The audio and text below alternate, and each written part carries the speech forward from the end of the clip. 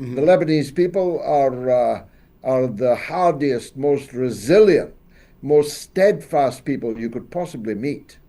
Yeah, and a lot of them are Christians. So the narrative in America is that they're all Muslim, but Lebanon has so many Catholics. They have Druze, they have Orthodox, they have a bit of everything. It's not just specific to Shias or Sunni. This is something that Americans don't seem to understand.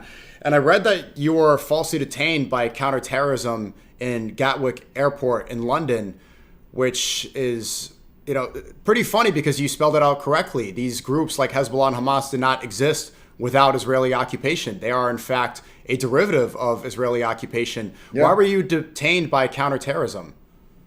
Well, if I may, on the first part, Yeah. first, we now, this day, have a situation where Christians are hiding Muslims in their attics, and Israeli soldiers are searching for them house to house. How redolent of the Holocaust, how redolent of World War II in occupied Europe is that they made Schindler's List all about a Christian man doing his best to protect Jews. Now we've got Christian families in South Lebanon doing their best to protect Lebanese Muslims from people who claim, at least, to be Jews. That's something we might explore later on.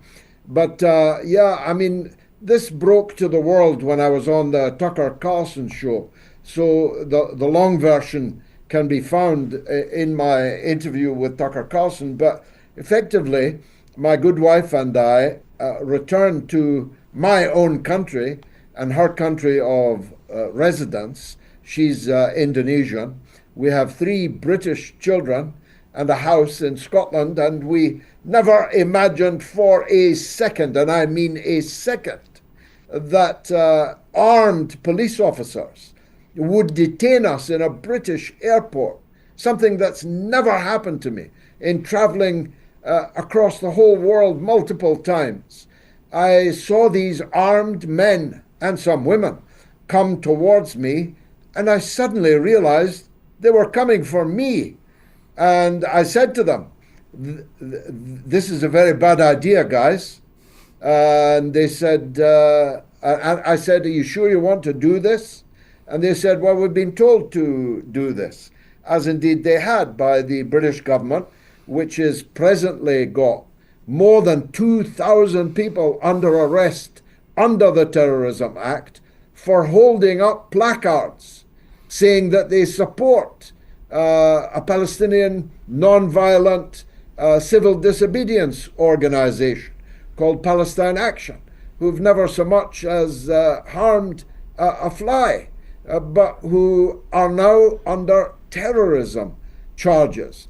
And actually, some of these people that are under arrest are in their 90s. I'm not making this up. Many are in their 80s.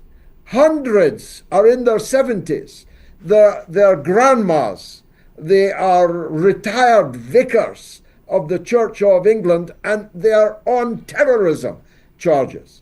Notwithstanding that, I thought that someone like me, a member of the British Parliament, elected 7 times across 5 decades, from the 1980s until a little over a year ago, one of the best known people in the country, whether people like me or they don't like me, they all know me.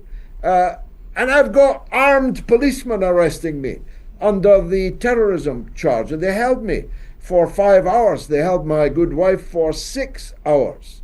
She had a Palestinian flag on her fingernail, as nail varnish, basically, and painted in the Palestinian colors. They grilled her about her fingernail. That's how insane the situation has become in Western countries, including your own, where the terrorists are called the victims and the victims are called the terrorists. Hmm. And anyone who sympathizes with the victims is accused of terrorism. That's how absurd it all is. So we basically left my home country in which I've lived all of my life, and it's been a long life. We've left the country because My wife's certainly not prepared to live in a foreign country in which she gets held by gun-toting cops on terrorism charges. Every accusation is a confession with them. And you Yeah, pointed yeah, out a correct analogy to Nazi Germany. The Schindler's List is part of that propaganda machine, talking about them harboring people in their attics. This is happening right now. We've seen, I'm sure you saw Ben Gvir, one of the leaders of Knesset, which is Israeli Congress, celebrating and bragging about the noose that he's going to hang Palestinian prisoners for the death penalty. And I think this is the first time that we've seen since Nazi Germany a death penalty applied to one group of people but not to another. So only Palestinian exactly. prisoners are subject to this death penalty, something that Jewish prisoners in Israel are not subject to.